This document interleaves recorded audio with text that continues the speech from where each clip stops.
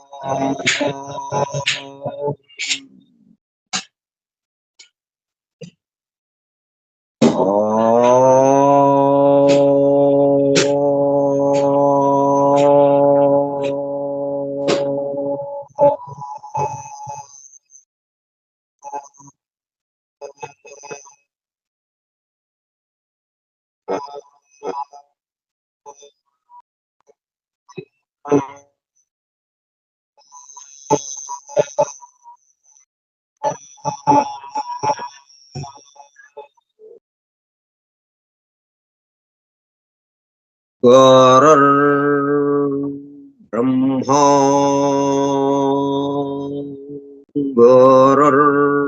విష్ణు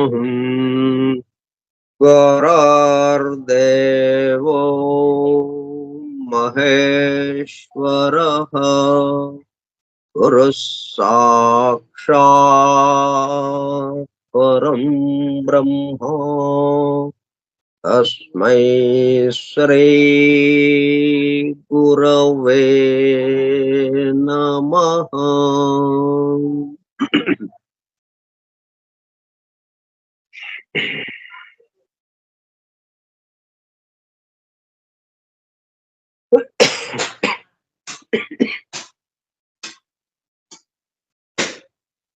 వాసుదేవ హల్లెలూయా.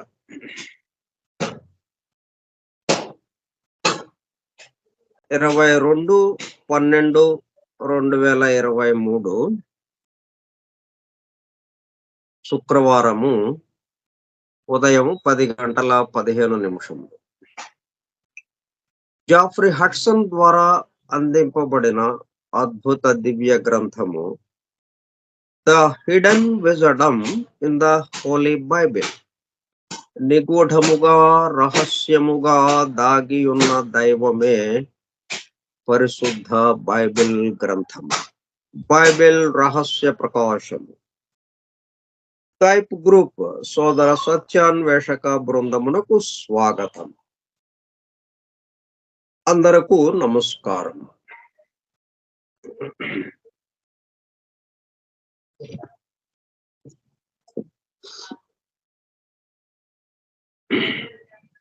మనం ఒక స్లోగన్ పెట్టుకున్నాం, ఒక నినాదము, read the book, see the light. గ్రంథమును పఠించు, వెలుగును దర్శించు. ఆ పద్ధతిలో మనం ఈ గ్రంథాన్ని చెప్పుకుంటున్నాం. ఇట్లా దేన్నైనా కానీ మనం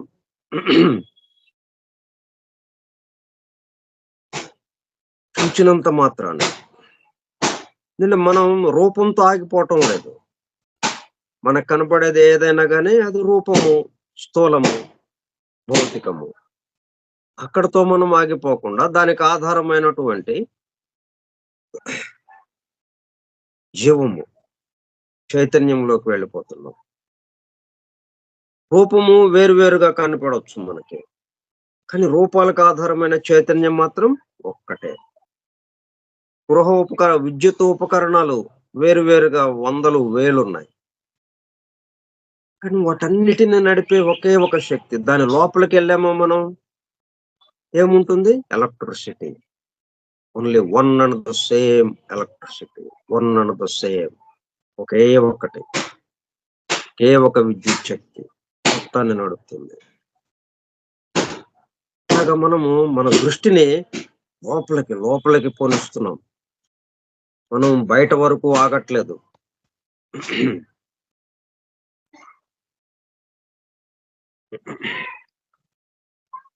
According to the biblical allegory,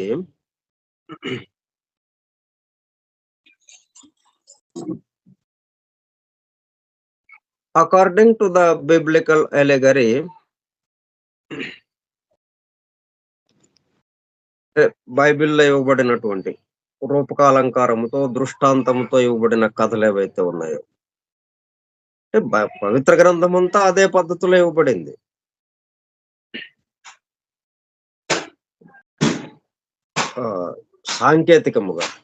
సాంకేతిక చిహ్నాలతో కూడి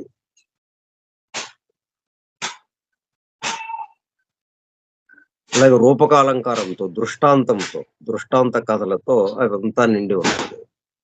ఏం చెప్తుంది అది? The tables of the law are broken. 10 commandments ఏవైతే ఇచ్చారో, మోజెస్ ద్వారా అందింపబడిందో, వాటిని అంటే ప్రకృతి నియమాలను, ప్రకృతి నియమ నిబంధనలను, ప్రకృతి ధర్మాలని అతిక్రమించడం జరిగింది. మొట్టమొదటిగానే అతిక్రమించారు కదా మనకి ఆదమ్ అండ్ ఈవ్. వాళ్ళకి చెప్పినదేంటి?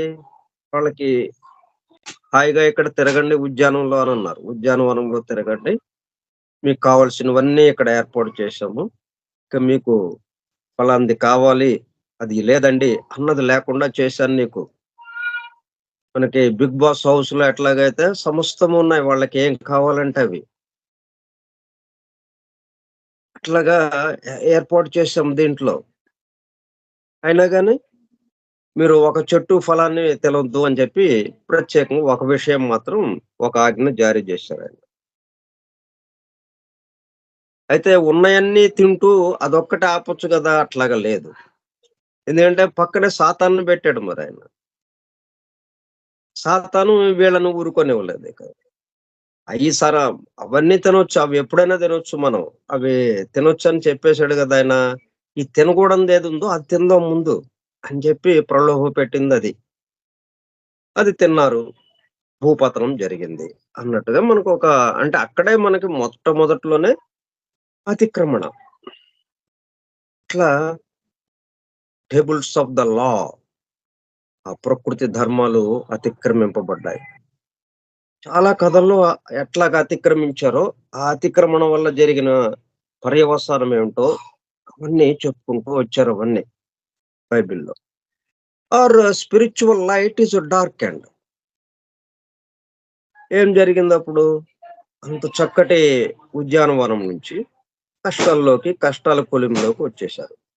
చీకట్లోకి వచ్చేశారు. అంత వెలుగుతో ప్రకాశిస్తున్న ప్రాంతం నుంచి చీకట్లోకి వచ్చేశారు. Spiritual light is darkened.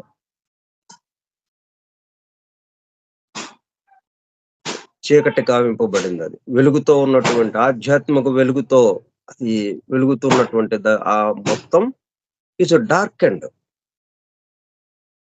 దేంతో? ఈ భౌతికత అనే దాంతో. ఈ భౌతికత ఎలాగ వచ్చింది? అతిక్రమణ వల్ల, ప్రకృతి ధర్మాల యొక్క అతిక్రమణ వల్ల. For those who as that remain in the Vel of exclusively mundane awareness. ఎవరికది? For those who as that remain in the Vel of exclusively mundane awareness. పూర్తిగా ఈ భౌతిక విషయాలకి సంబంధించి, అంటే ఇహలోకానికి సంబంధించి, లౌకిక ప్రపంచానికి సంబంధించే విషయాలతో మాత్రమే అవగాహన ఉన్నవాళ్ళు, తెలిసిన వాళ్ళు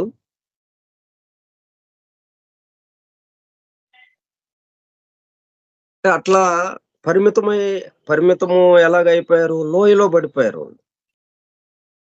కొండ శిఖరం మీద ఉన్న వాళ్ళు కాస్త లోయలోకి పడిపోయారు. వేల్ లోయ, 2 కొండల నడుమ ఉండే అగాధంగా లోపల ఎక్కడో ఉండే లోయలాగా ఉండే ప్రాంతంలోకి వెళ్ళిపోయారు.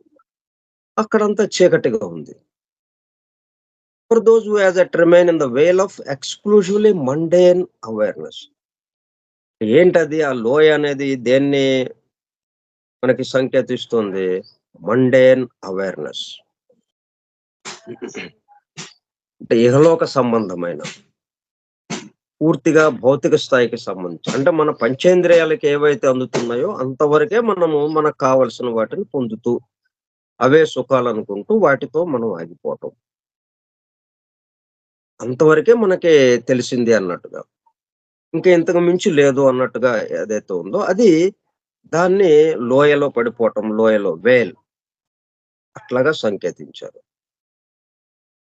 వాళ్ళకేమైందప్పుడు స్పిరిచ్యువల్ లైట్ ఈజ్ డార్కెండ్. అక్కడ కూడా స్పిరిచ్యువల్ లైటే ఉంది. ఎక్కడున్నా స్పిరిచ్యువల్ లైట్ మొత్తం పరివ్యాప్తమై ఉన్నది. ఆధ్యాత్మిక వెలుగు. కానీ వీళ్ళెప్పుడైతే దాని పట్ల నిద్రాణ స్థితిలోకొచ్చేసారో, ఈ భౌతికమే ఒకదానికి సంబంధించి అంటే 2 భాగాలు చేసుకున్న దానికి వెలుపల, లోపల అన్నం విడదీసుకుని దాన్ని 2 భాగాలుగా చేసుకొని అనేటప్పటికల్లా అది ఇహలోకము, పరలోకము అన్నట్టయిపోయింది. అప్పుడు పరలోకానికి సంబంధించిన విషయం పూర్తిగా మరకొచ్చేసింది. ఒక ఇహలోకానికి సంబంధించిన విషయమే అంటే ఆ పరలోకమే ఇహలోకంగా మారిపోయింది వీళ్ళకి. 2 లోకాలేమి లేదక్కడ. ఏదైనా గాని రూపాంతరం చెందటం. అది ఇదిగా మారటం. అంతేగాని ఇక్కడ ఇహలోకము ఇక్కడుంటుందండి. పరలోకమేమో పైన ఎక్కడో ఉంటుంది. ఇక్కడ అట్లాగ ఉండదు. నీరు మంచుగడ్డలాగానే. రూపాంతరము, స్థితి భేదము. మనకేమైందిప్పుడు? దీంట్లో ఉన్నాం గాబట్టి, ఇదొక్కటే కనిపిస్తుంది మనకి. ఆధ్యాత్మిక పరలోకం ఏదైతే ఉందో అది కనపడటం లేదు మనకి. ఆ పరలోకం కాస్త ఏమైంది మనకి ఇహలోకంగా మారిపోయింది. ఇహలోకం వరకే మనకి తెలుస్తుంది. దానికి తగిన విధంగానే మన అవయవాల కూర్పు అదంతా చేయబడింది. అయితే ఈ అవయవాలు మరి ఇంతవరకే పరిమితమా? ఆ పరలోకాన్ని తెలుసుకోలేదా అంటే, తెలుసుకునే శక్తి ఉంటుంది. ప్రతి అణువుకి మొత్తం సమస్త జ్ఞానము ప్రతి అణువులోనూ నిబిడీకృతమైంది. కాకపోతే అది నిద్రాణ స్థితిలో ఉన్నాయి. దాన్ని మేల్కొలపటం క్రమక్రమంగా. ఇప్పుడు మనకి ఎందుకని ఆ పరలోకము చీకటయిపోయింది మనకి. పరలోకము లేకుండా ఇహలోకము ఒక్కటే మనకు ఉండిపోయింది.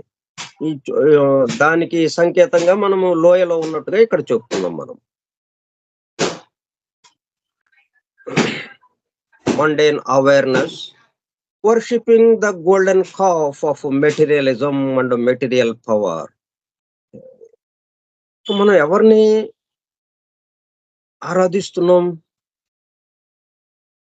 ఎవరిని పూజిస్తున్నాము? ద గోల్డెన్ కాఫ్, బంగారు దూడ. మామూలు దూడ గాదు. బంగారంతో అంటే అత్యంత మేలిమి అత్యంత విలువైనటువంటి దాంతో తయారు చేయబడినటువంటి దూడ ఏదైతే ఉందో దాన్ని మనం పూజిస్తున్నాం. ఏంటి ఆ దూడ దేనికి సంకేతంగా ఉంది? Golden calf of materialism and material power. పూర్తిగా స్థూలంగా అయినటువంటి భౌతిక స్థితికి సంబంధించి మన పంచేంద్రియాలకు అందేది మాత్రమే. పంచేంద్రియాలు కూడా భౌతికమైపోయినాయి అవి. అందువల్ల భౌతికం కనిపిస్తుంది మనకి. మన చుట్టూ ఏది కనిపిస్తూ ఉంది అంటే మనలో అంతవరకే అది బయటికి తెరిచి ఉంచాం అది. ఆ కిటికీని కొద్దిగా తీసి ఉంచామన్నమాట. మనము మన ఇంద్రియాలకు సంబంధించినటువంటి కిటికీలు 5 కిటికీలు కొంచెం తీసుంచాం. అందుకని కొద్దిగా కనిపిస్తుంది మనకి. మొత్తము వెలుగుతో నిండి ఉన్నది గదా! ఆ వెలుగు మనకు కనపడదా ఇక? కనిపిస్తుంది. ఆ కిటికీలు మొత్తం తెరిస్తే మొత్తం వెలుగే ఇక. లోపల వెలుపల లేదిక. ఇంతవరకు ఉంది మనకి. మళ్ళీ అదే సమయంలో చాలా కొద్దిగా తెరిచి ఉంచడం వల్ల పూర్తిగా పరిమితం అయిపోయి భౌతిక స్థాయిలోకే ఉండిపోయాము. అందుకని మన ఇంద్రియాలన్నీ కూడా ఏమవుతా ఉంది? కొంచెమే చూపిస్తా ఉంది. మా ఇంద్రియాలు కొద్దిగా చూపించడం వల్ల మన చుట్టూ కొద్దిగానే కనిపిస్తుంది మనకి. అక్కడ పూర్తిగా స్పిరిచువల్ లైట్ ఉన్నప్పటికీ, ఆ దైవము యొక్క వెలుగు అక్కడ ఉన్నప్పటికీ మనకి చాలా కొద్ది భాగం మాత్రమే, అది కూడా భౌతికంగా, స్థూలముగా. స్థూలం అంటే ఏంటి? ఈ రోజు ఉండి రేపు కనుమరుగయ్యేది. మార్పులకు గురి అవుతూ ఉండేది. దానికి ఒక ప్రారంభము, కొంత అభివృద్ధి, మరలా కొంత క్షీణించిపోవటం, నశించిపోవటం. ఇట్లా ప్రతిదానికి అటువంటివి మాత్రమే మనకి తెలుస్తా ఉన్నాయి. అటువంటి ఆ మెటీరియలిజం, మెటీరియల్ పవర్, వాటిని మనం పూజిస్తూ ఉన్నామనమాట. వర్షిప్పింగ్. అట్లాగా అటువంటి వాటికి సంబంధించే ఎక్కువ కథలుగా మనకి, దృష్టాంత కథలుగా అలా రూపకాలంకారంతో మనకి బైబిల్ నిండా ఇవ్వబడ్డాయి మనకి. ఎందుకని అదొచ్చింది? Tables of the law are broken. అంటే ప్రకృతి ధర్మాలేవైతే ఉన్నాయో వాటిని అతిక్రమించటం వల్ల. మరి అతిక్రమించడం అంటే మనం ఏమన్నా సొంతగా అతిక్రమించామా? అతిక్రమించే శక్తి ఉంటే మనం అతిక్రమించేవాళ్ళం కాదు. నేను అతిక్రమించే శక్తి గనక మనకు ఉండి ఉంటే మనకు విషయం అర్థమవుతుంది. మనకి దైవం ఏర్పాటు చేసిన ఆజ్ఞలనే మనం అతిక్రమించామంటే, అంటే దైవం కన్నా ఎక్కువ తెలిసుండాలిగా మనకి. లేకపోతే దైవానికి తెలిసినంతన్నా తెలిసుండాలి మనకి. ఇప్పుడు దైవానికి తెలిసినంత మనకి తెలిసినప్పుడు ఇంక మనం అతిక్రమించమింక. మనం ఎందుకు అతిక్రమించాం? ఇది గూడా ప్రణాళికలో ఒక భాగంగా. మరి సృష్టి జరగాలి అంటే అనేకత్వంలోకి రావాలి. అనేకత్వంలోకి రావాలి అంటే ఈ మాదిరిగా అతిక్రమణ జరగాలి. అతిక్రమణ జరగాలి అంటే ఇప్పుడు ఆయనకాయన బలి తీసుకోవాలి. ఏకత్వము బలి అయితే గాని అప్పుడు అనేకత్వం దాని నుంచి బయలువెడలదు. ఈ అనేకత్వం వచ్చిన తర్వాత మరలా అదే నాటకం ఇక్కడ కూడా సాగుతుంది. ఈ అనేకత్వాన్ని మనం బలి చేస్తే బలిపీఠం మీద అప్పుడు ఏకత్వంలోకి వెళ్ళిపోతాం. అలాగా ఉందన్నమాట. సో ప్రస్తుతం ఏం జరుగుతుంది? మొత్తం బైబిల్‌లో ఉన్నటువంటి అనేక రకాలైన వృత్తాంతాలు రూపకాలంకారంతో, దృష్టాంత కథలతో ఇచ్చినవన్నీ గూడా the tables of the law are broken. అతిక్రమించడం వలన, మనము ప్రకృతి ధర్మాల్ని అతిక్రమించటం వలన. Our spiritual light is darkened for those who as yet remain in the veil of exclusively mundane awareness, worshipping the golden calf of materialism and material power. అతిక్రమించడం ద్వారా ఏం జరిగింది? అనేకత్వంలోకి వచ్చేసాము. అంటే స్థూలానికి వచ్చేసాము.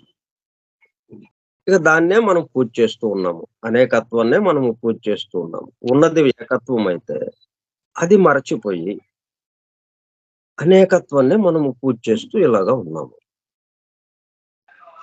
Such men substituted secrets in the form of allegories. మరి ఎట్లా మనం నుంచి బయటపడేది? అనేకత్వం నుంచి మనం బయటపడాలి. ఏకత్వంలో వాళ్ళకు అనేకత్వంలోకి వచ్చేసాం. మరి దీని నుంచి ఎవరు బయటపడేస్తారు మనల్ని? అంటే జెన్యూన్ సీక్రెట్స్ మనకి మిస్ అయిపోయినాయి. ఏకత్వము అన్నది జెన్యూన్ సీక్రెట్. ఈ సబ్స్టిట్యూట్ దాని బదులు ఉన్న సీక్రెట్ ఏమైంది? సబ్స్టిట్యూటెడ్ సీక్రెట్ అనేకత్వం వచ్చింది. మరి ఈ సబ్స్టిట్యూటెడ్ సీక్రెట్స్ నుంచి మరలా జెన్యూన్ సీక్రెట్స్ లోకి వెళ్ళాలి ఎలాగా మనం? దానికోసమే, మన కోసమే, ఫర్ సచ్ మెన్, మనలాంటి వాళ్ళ కోసం substituted secrets in the form of allegories, parables, symbols, and the theology, creeds, and observances of exoteric religion will always be necessary.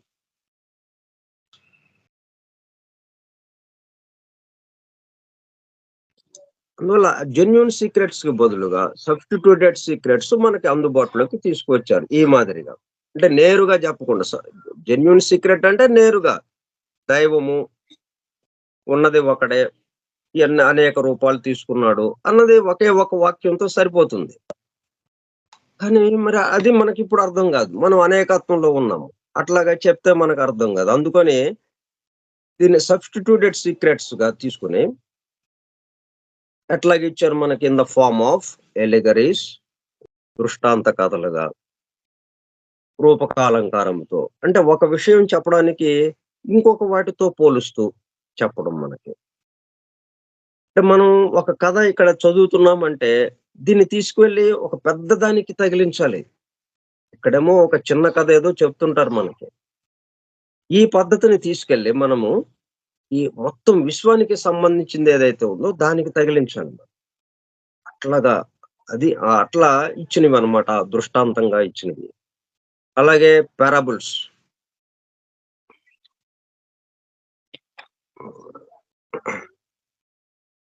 అవి గూడా ఒక నీతి కథల్లాగా, అంటే సామెతలుగా, ఒక పొడుపు కథల్లాగా, సింబల్స్, చిహ్నాలతో, అండ్ ద థియాలజీ, దైవ శాస్త్రం అంటాం అది. వేదాంత శాస్త్రం. అంటే భగవంతుడికి ఇహలోకానికి ఉన్న సంబంధం ఏంటి? అంటే మనం ఇహలోకంలో ఉన్నాము. ఈ భౌతిక లోకంలో. మరి ఈ భౌతిక లోకము తనంతరకు తాను ఇది ఒక్కటే ఇక్కడ ఉన్నదా? ఇంకెవరైనా దీంతో సంబంధం ఉందా ఈ లోకంతో? ఆ విషయాలన్నీ చర్చింపబడ్డాయి ఆ థియాలజీలో. ఇది దీనంతట ఇదిగా రాలేదు. దీన్ని సృష్టించిన వాడు వేరే ఇంకొకడున్నాడు. ఆ సృష్టించిన వాడే ఈ సృష్టి నిండా నిండి ఉన్నాడు అని ఈ విషయాలన్నీ ఎలాగో సృష్టించాడు. ఈ సృష్టి ఎలాగ పరిణామం చెందుతుంది. మనం ఈ అనేకత్వంలోకి ఎలాగొచ్చాము అన్న విషయం గూడా వాటిల్లో తెలియజేస్తూ ఉంది ఆ థియాలజీ. దానికి సంబంధించి క్రీడ్స్,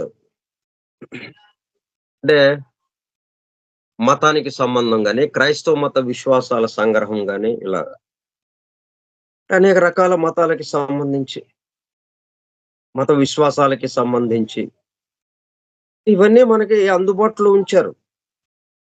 దేనికి మనం ఈ అనేకత్వం నుంచి మళ్ళా ఏకత్వానికి వెళ్ళటానికి, మన అసలైన స్థితిని గుర్తుకు తెచ్చుకోవటానికి. ఇక్కడ వెళ్ళేదేం లేదు. వచ్చింది లేదు, వెళ్ళింది లేదు.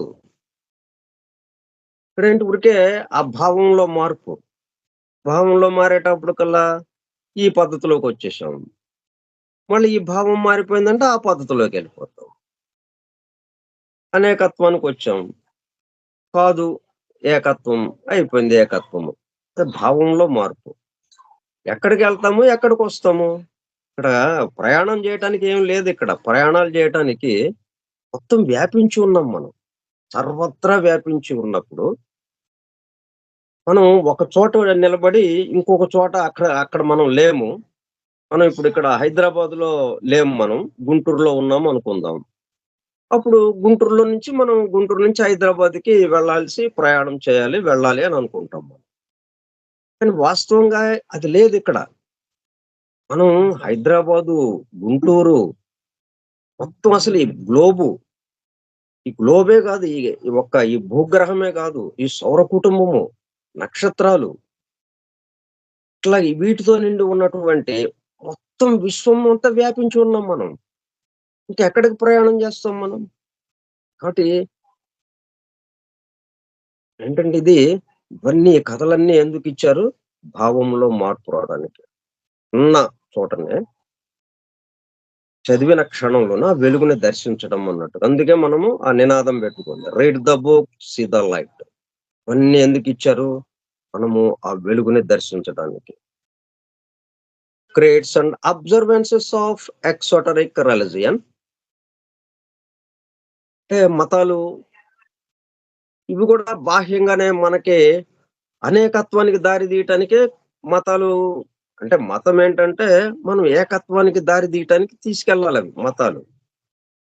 కానీ అవి కూడా ఏం చేస్తున్నాయి, అనేకత్వానికి వెళ్ళటం కోసమే అన్నట్టుగా అవి ఆ అనేకత్వం నుంచి ఏకత్వంలోకి వచ్చేటట్టుగా అది చేయటం లేదు. అనేకత్వంలో నిలబడిపోయేటట్టుగా చేస్తున్నాయి ఆ మతాలు. ఎక్సోటరిక్ అంటే బాహ్యంగానే, భౌతికంగానే, స్థూలంగానే అది కూడా ఆలోచిస్తోంది. మతం గూడా ఈ స్థూలం నుంచి సూక్ష్మంగా ఆలోచిస్తూ మనల్ని ఆలోచింపచేయాలి మతం. మతం ఏం చేయాలి? మనం ఈ స్థూలం నుంచి మనం ఈ స్థూలం కాదు, ఈ అనేకత్వము కాదు. మొత్తానికి సంబంధించింది ఒకే ఒకటి. ఒకడే ఇన్ని రూపాలు తీసుకున్నాడు అనే ఆ ఏకత్వ భావాన్ని, సర్వాత్మ భావాన్ని, విశ్వాత్మ భావాన్ని మనలో పెంపొందించాలి. అట్లా పెంపొందనీయకుండా అవి గూడా మనం ఎలాగైతే భౌతికంగా, భౌతిక స్థితిలో ఇలా అనేకత్వంగా ఉన్నామో, దాన్ని మరింత పెంచి పోషించేటట్టుగా మనకి ఈ మతాలు మనకు మనల్ని ముందుకు తోస్తా ఉన్నాయన్నమాట అట్లాగా. దాంట్లో ఆ మతంలో ఉన్నటువంటి లోతైన విషయాలు మనకి చెప్పకుండా, మనకి తెలియనీయకుండా, బాహ్యమైన విషయాలకి మాత్రమే అది ప్రాధాన్యత ఇస్తూ మనకి బోధలు చేస్తుందది.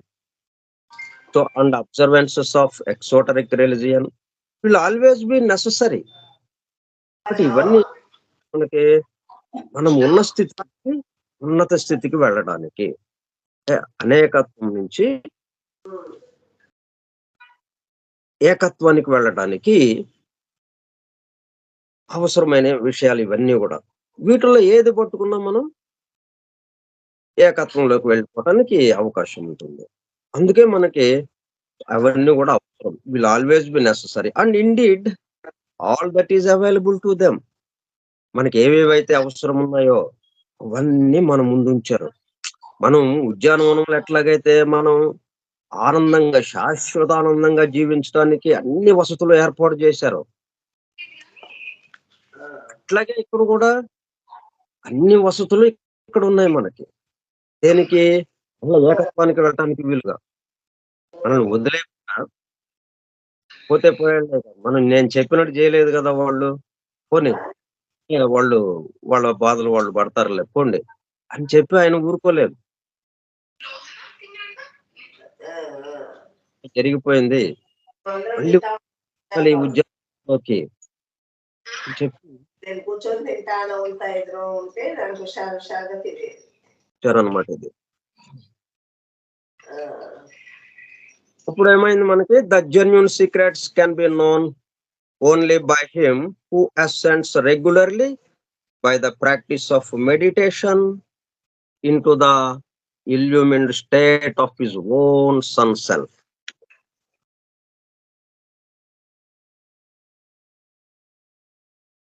వీటిని తెలుసుకుంటూ ఈ వీటి ద్వారా ఈ బైబిల్‌లో ఇచ్చినటువంటి ఎలెగరీస్, పారాబుల్స్, సింబల్స్, థియాలజీ, క్రీడ్స్ ప్యాకింగ్‌లా చేసి ప్యాకింగ్ తెలుసుకుంటూ వాటి ద్వారా ఆ విషయాలని ఆలోచిస్తూ ధ్యానంలోకి వెళ్ళి ధ్యానం ద్వారా ఆ నిశ్చల స్థితిలోకి వెళ్ళేటప్పుడు కల్లా గమనించటము అనే స్థితి ద్వారా వలన శక్తి ప్రచోదనము చెంది పైకి ఎగిసిపడుతూ సహస్రారాన్ని సహస్రారాన్ని చేరేటప్పుడు కల్లా అక్కడ సిద్ధంగా అన్న శక్తి. ఇది వస్తుందండి. అదేమో మ్యూట్ లో పెట్టుకోండి అది. గెస్ట్ యూజర్ అని ఉంది కాబట్టి అది మ్యూట్ లో పెట్టుకోండి.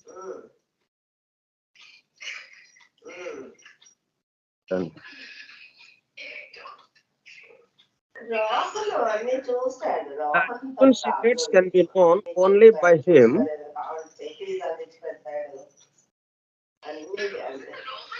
So, speaker off ఉండవాలి. So,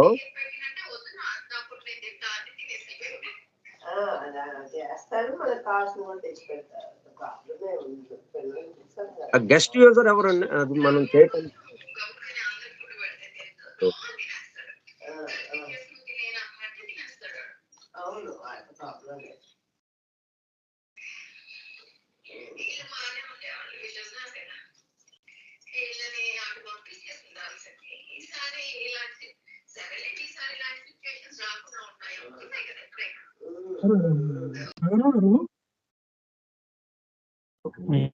చేశారు వాళ్ళు.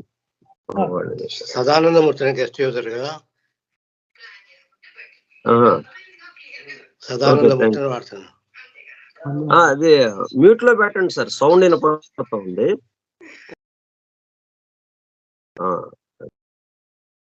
ఏంటంటే వినే వాళ్ళందరూ మ్యూట్ లో ఉంటే, ఎవరైతే చెప్తున్నారో వాళ్ళు స్పీకర్ ఆన్ చేసి ఉంచాలి, మిగతా వాళ్ళందరూ స్పీకర్ ఆఫ్ చేసి ఉంచాలి. అప్పుడు మనకి అందరికీ కూడా ఈ చెప్పే విషయము అందరికీ చేరుతుంది. అట్లా కాకుండా మనం అందరము స్పీకర్ ఆన్ చేసి ఉంచుకున్నాం అనుకోండి, అప్పుడు ఏమైంది, ఒకళ్ళ నుంచి ఒకళ్ళకి అటు ఇటు మొత్తం గందరగోళంగా అయిపోతుంది అనమాట. Okay, the genuine secrets can be known only by him. ఇంకో వీటి ద్వారా మనము ఆ జెన్యూన్ సీక్రెట్ అంటే ఏంటి, ఏకత్వ భావన అంతే. ఆ దైవానుభూతిలోకి వెళ్ళటం. సబ్స్టిట్యూటెడ్ సీక్రెట్స్ అంటే అనేకత్వం. మనం అనేకత్వంలోకి వచ్చేసాం. జెన్యూన్ సీక్రెట్స్ మనకి లాస్ట్ అయిపోయినాయి.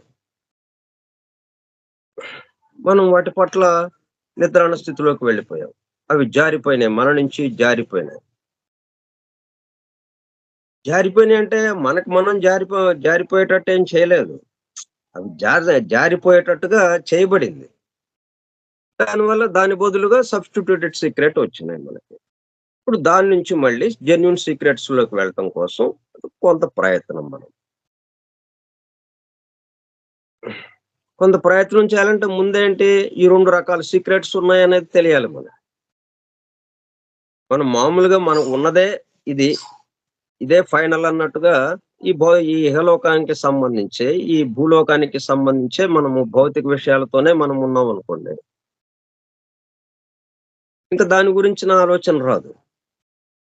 కాబట్టి అది కూడా కొంతకాలం అయిన తర్వాత ఇది కాకుండా ఇంకోటి ఏదో ఉండాలి అన్నది మనలో నెమ్మదిగా ఆ ప్రేరణ మొదలవుతుంది. అప్పుడు దానికోసం వెతుకులాట మొదలవుతుంది. అదే సత్యాన్వేషణ. అప్పటికి ఇదిగో ఈ పవిత్ర గ్రంథాలు ఇవన్నీ మన ఎదురుగా కనిపిస్తాయి. అప్పటి వరకు ఉంటాయి, కానీ వాటి జోలికి వెళ్ళం మనం. ఎప్పుడైతే ఈ ఆలోచన కలిగిందో మనలో, ఆ అన్వేషణ అనేది, అప్పుడు వీటి జోలికి వెళ్తాం మనం. వాటిల్లోకి వెళుతూ నెమ్మదిగా ఏం చేస్తాం, అప్పుడు the genuine secrets can be known only by him who ascends regularly by the practice of meditation into the illumined state of his own sun self.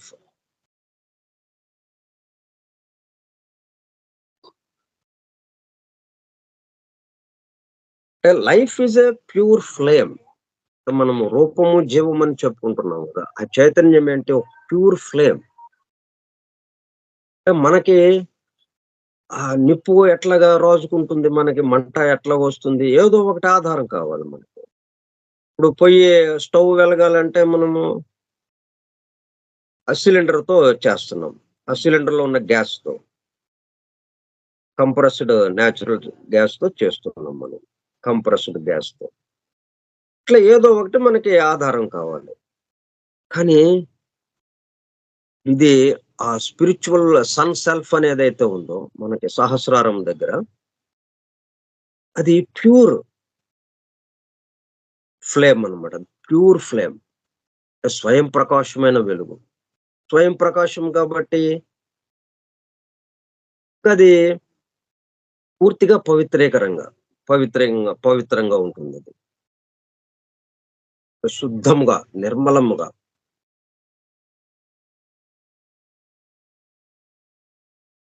శుద్ధమైన నిర్మలమైన అగ్నిగా ఉంటుంది. అది అదే సౌరాగ్ని మనకి, అంటే సన్ సెల్ఫ్. అలాగే దాన్ని సౌర ఆత్మగా కూడా మనం చెప్పుకోవచ్చు. సౌరాత్మ అంటే illumined state of his own son self. అంటే మనం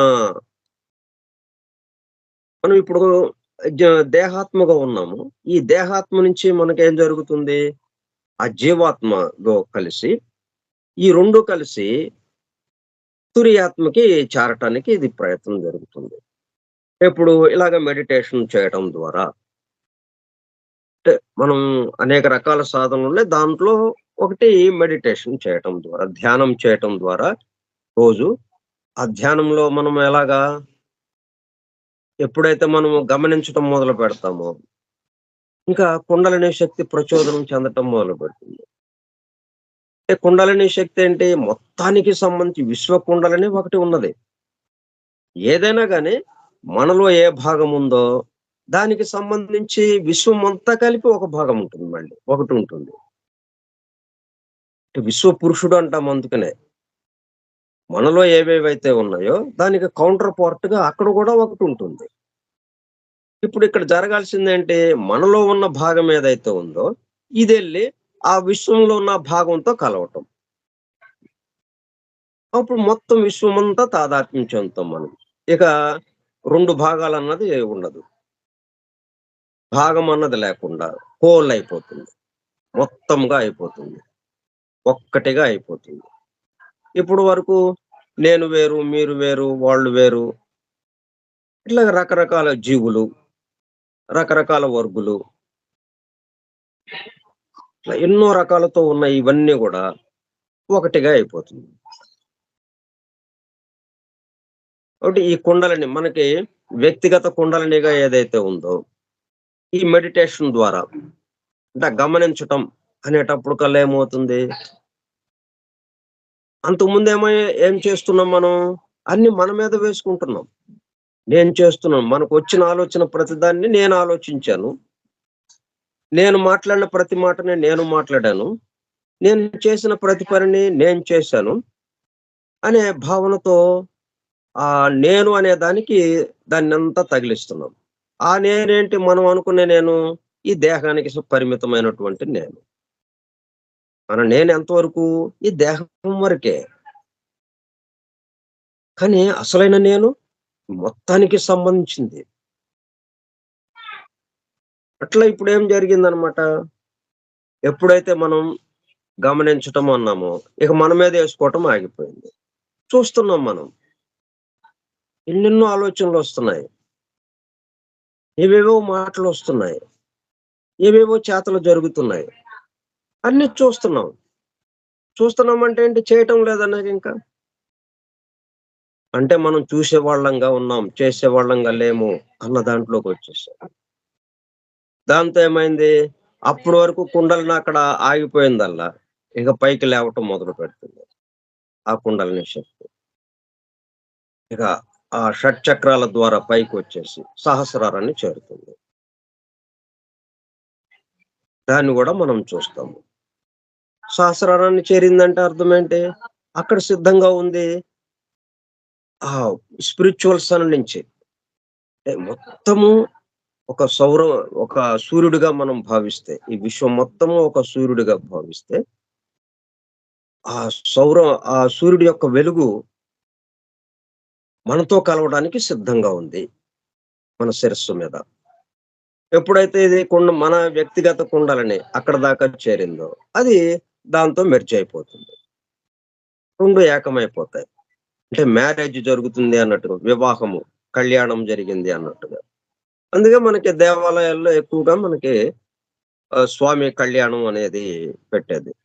తిరుమలలో నిత్య కళ్యాణం, మిగతా వాటిల్లో అప్పుడప్పుడు చేయటం సందర్భానుసారం ఇట్లాగా.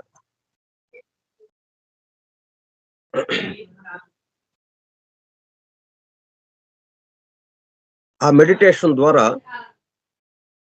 who ascends regularly by the practice of meditation into the illumined state of his own sun self.